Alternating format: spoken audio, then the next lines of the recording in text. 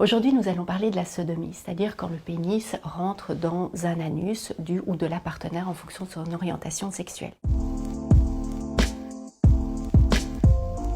Il s'agit d'un des plus grands tabous que l'on retrouve en sexologie et du coup il y a de nombreuses craintes autour de cette pratique sexuelle.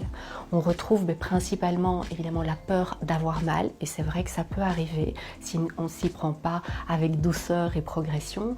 Il y a aussi les représentations qu'éventuellement ça peut amener de l'incontinence urinaire ou des hémorroïdes. La sodomie doit se préparer en fait. C'est vraiment très progressif. Même si notre niveau d'excitation est extrêmement élevé, c'est pas pour autant que notre tête ou notre corps est prêt à accueillir ce pénis.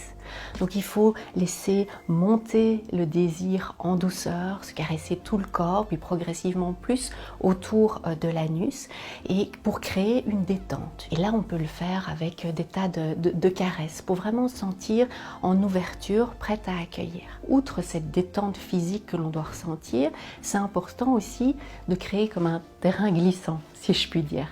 Pourquoi? C'est parce qu'en fait, contrairement à un vagin qui va se lubrifier naturellement, donc ça va mouiller en quelque sorte, sous l'effet de l'excitation sexuelle, l'anus n'a pas ce processus-là.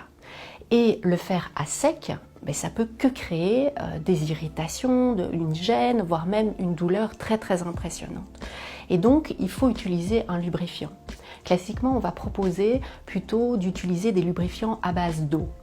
Tout simplement parce que c'est ceux qui vont être le plus compatibles avec les préservatifs. C'est quand même important aussi, j'en profite pour rappeler, les infections sexuellement transmissibles, les infections urinaires peuvent arriver avec la pratique de la sodomie et donc c'est important de se protéger en fait et donc de mettre un préservatif. Et donc utiliser un lubrifiant à base d'eau est nécessaire pour être compatible, pour ne pas fragiliser le préservatif et risquer qu'il se déchire. Il peut y avoir la crainte d'avoir finalement des matières fécales sur le sexe qui rentre à l'intérieur. C'est pour ça que beaucoup de personnes font un lavement avant d'avoir une sodomie.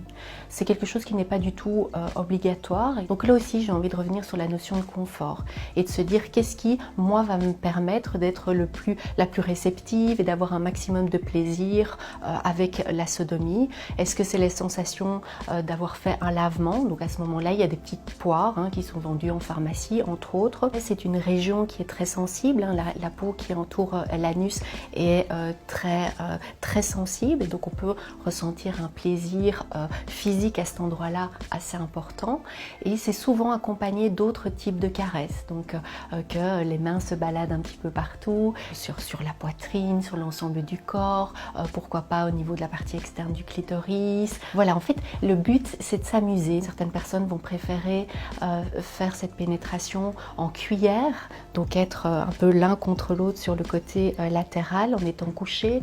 D'autres vont préférer la position de la levrette, donc où la personne qui est pénétrée est à quatre pattes. Donc voilà, c'est vraiment de se dire il faut penser à son propre confort. Donc vous l'aurez compris, en fait une sodomie ne s'improvise pas. Il faut vraiment être connecté à soi, être en phase et se sentir prêt mentalement et aussi physiquement. On le fait en douceur.